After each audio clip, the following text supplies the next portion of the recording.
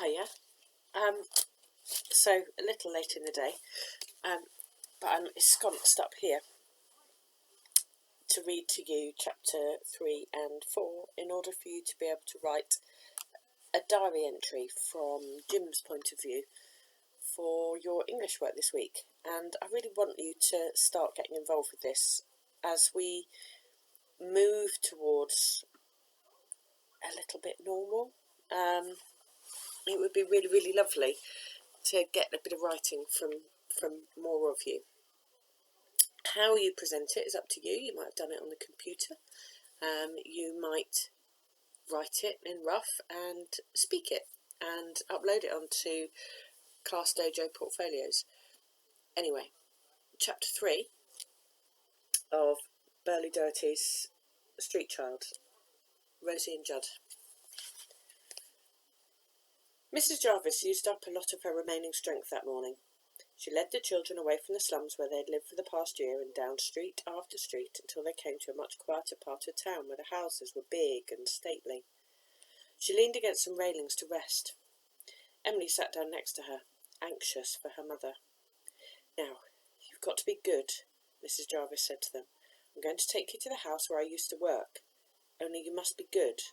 Promise me now." "Ma, of course we'll be good," Emily said. Mrs. Jarvis nodded. "Yes, you're always good," she said. "That's one thing I did right, anyway." In the window behind them a finch sang in a tiny cage. It only had room to hop down the floor, from the floor of its cage to a little perch and down again. Hop, hop, hop, up and down. "Listen to that bird," said Jim. "They only sing when they're on their own," Emily told him. "He's singing for a friend." "Poor little thing," said Lizzie, "trapped in a cage." "We'd better go on," their mother said. "I'm going to take you to see the only friend I've got in the world. Rosie, she's called.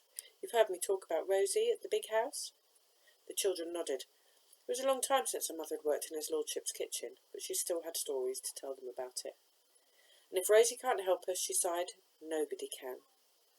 Emily helped her up again, and they moved slowly on, pausing as the carriages swept past them. When they reached the big house at last, Mrs. Jarvis was exhausted and sat down on the steps to rest again. The children gazed up at the tall building. "Is this where we're going to live?" asked Lizzie. "It's too grand for us, Lizzie," said Emily. Even though she was only 10, she knew that families like theirs didn't end up in houses like these. Jim's eyes were fixed on something he could see on the top steps just by the front door. It was an iron boot scraper, and it was in the shape of a dog's head. The huge, snapping mouth of the dog was wide open, so people could scrape the mud off their boots in its teeth. "I'd never put my foot in there," he said. "Not even with Lizzie's boots on, I wouldn't. It'd come snarling down at me and bite my toes right off." When their mother was rested, she picked up her bundle again and led the children down some steps to the basement of the house. She sank against the door, all strength gone. "Be good," she murmured to them. She lifted the knocker. They heard rapid footsteps coming. Mrs. Jarvis quickly bent down and kissed both girls on the tops of their heads. "God bless you both," she said. Emily looked up at her, suddenly afraid. She was about to ask her mother what was happening when the door was opened by a large, flowery woman in a white pinafore. She had the sleeves of her dress rolled up so her arms bulged out of them. Her hands and wrists were covered in dough, and as she flung up her arms in greeting, Jim could see that her elbows were red and powdery. "Annie Jarvis," the woman gasped. "I never thought to see you again." She hugged her, covering her with bits of dough. "You ain't come looking for work, have you, after all this time? Judd's going spare, she is, looking for a new cook. She's got me at it, and my dough's like a boulder. You could build cathedrals out of it. They will never fall down. She'll soon put me back on serving upstairs." While she was talking, she hauled Mrs. Jarvis and the children into the kitchen and set stools for them round the stove, balancing herself on a high chair and scooping up more flour. She pushed aside the big mixing bowl and sat with her elbows on the table, beaming across at them, and then her smile changed. She reached over to Mrs. Jarvis and put her hand on her forehead. "Hot." Her voice was soft with concern. "You're so hot, Annie, and white as snow." She looked at the children and at the bundles of clothes and belongings that they were still clutching. "You've been turned out, haven't you?" Mrs. Jarvis nodded. "You got anywhere?" "No." "And you're not fit for work. You know that. There's no work left in you, Annie Jarvis." Bell jangled over the door and Rosie jumped up and ran to the stove. "Lord, that's for the coffees, and I ain't done them. Anyone comes down and you duck under the table. Quick, mind," she said to the children. The bell rang again. All right, she shouted. "His lordship can wait 5 minutes, can't he, while I talk to my friend here?" She glanced at Mrs. Jarvis again, her face puckered in frowns. "My sister, as good as. No, he can't wait. His lordship waits for nothing." As she was talking, she was ladling coffee and milk into jugs and setting them on a tray. She rubbed her floury hand on the pinafore, took it off and changed into a clean one, and as a quick afterthought, she poured some of the coffee into a cup and edged it across the table towards Mrs. Jarvis. "Go on," she urged. "Take it for all the good bread you've baked for him." She ran to the door with her tray rattling in her hand and paused to pull her face at the bell as it jangled again. "There's only one home left to you now, Annie. It's the house, ain't it? Heaven help you. The workhouse." As soon as Rosie had left the kitchen and gone upstairs with her tray, Jim slid off his stool and ran to his mother. She sipped at her coffee, holding the cup with both hands. "We ain't going to the workhouse, Ma?" Emily asked her. The children had heard terrifying stories about workhouses. Old people spoke of them with fear and hate as if they were worse than hell on earth. They'd heard that people who went there sometimes had to stay for the rest of their lives. People died in there. Some people slept out in the streets and the fields rather than go to the workhouse. The two girls sat in silent dread each side of their mother. "Help Rosie out with her bread, Emily," Mrs. Jarvis suggested, her voice steady now and stronger. "It'd be a good turn that she'd appreciate, and his lordship would too." Emily did as she was told. She washed her hands in a jug of water on the side and then poured some of the frothing yeast into the bowl of flour. A few minutes later Rosie came down. She put her finger to her lips and pointed up the stairs. "I've asked Judd to come," she mouthed. There was the rustle of a long skirt on the stairs, and the housekeeper came in, stern and brisk. Jim tried to slide under the table, but she stopped him with her booted foot. She came straight to Mrs. Jarvis and stood with her hands on her hips, looking down at her. "Rosie tells me you're in a bad way, Annie Jarvis," she said, "and I must say, you look it."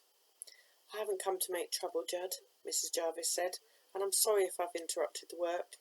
I've only come to say good-bye to you and Rosie because you've always been so kind to me." "If we've been kind to you, it's because you've always done your work well, and that's what matters," Judd sniffed. She looked over Emily's shoulder as the girl dolloped her dough onto the table and pushed her hands into it to knead it. Rosie dodged behind her, her hands clasped together, her face anxious.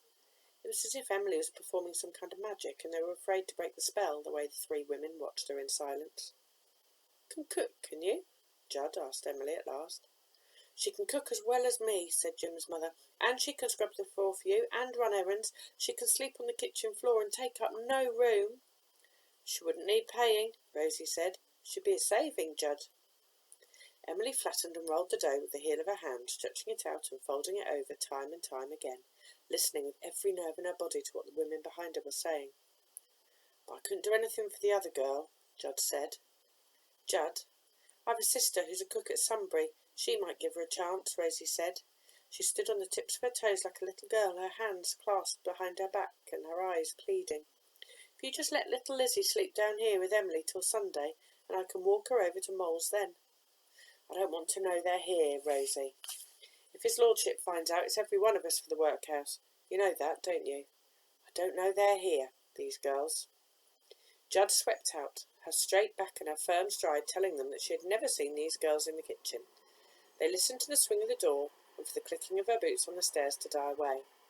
"It's the best I could do to help you, Annie," Rosie said. "Can't do no more." "It's more than I expected," Mrs. Jarvis said. "At least you've saved my girls from that place." She stood up unsteadily. "We'd better go," she said to Jim. "It's not fair to Rosie if we stay here any longer." "I'll leave you alone to say your goodbyes then," said Rosie.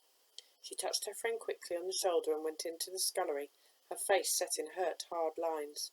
They could hear her in there, banging pots around as if she was setting up an orchestra. Emily said nothing at all, and that was because she couldn't. Her throat was tight with a band of pain. She couldn't even look at her mother or at Jim, but hugged them quickly and went to sit down at the table, her head in her hands. Lizzie tried to follow her example, but as soon as Mrs. Jarvis had put her hand on the door that led up to the street, she burst out, "Take us with you, Ma! Don't leave us here!" "I can't," her mother said. She didn't turn around to her. "Bless you. I can't. This is best for you. God bless you, both of you." She took Jim's hand and bundled him quickly out of the door. Jim daren't look at her. He daren't listen to the sounds that she was making now that they were out into the day. He held his face up to the sky and let the snowflakes flutter against his cheeks to cool him. He had no idea what was going to happen to him or his mother, or whether he would ever see Emily and Lizzie again. He was more frightened than he had ever been in his life.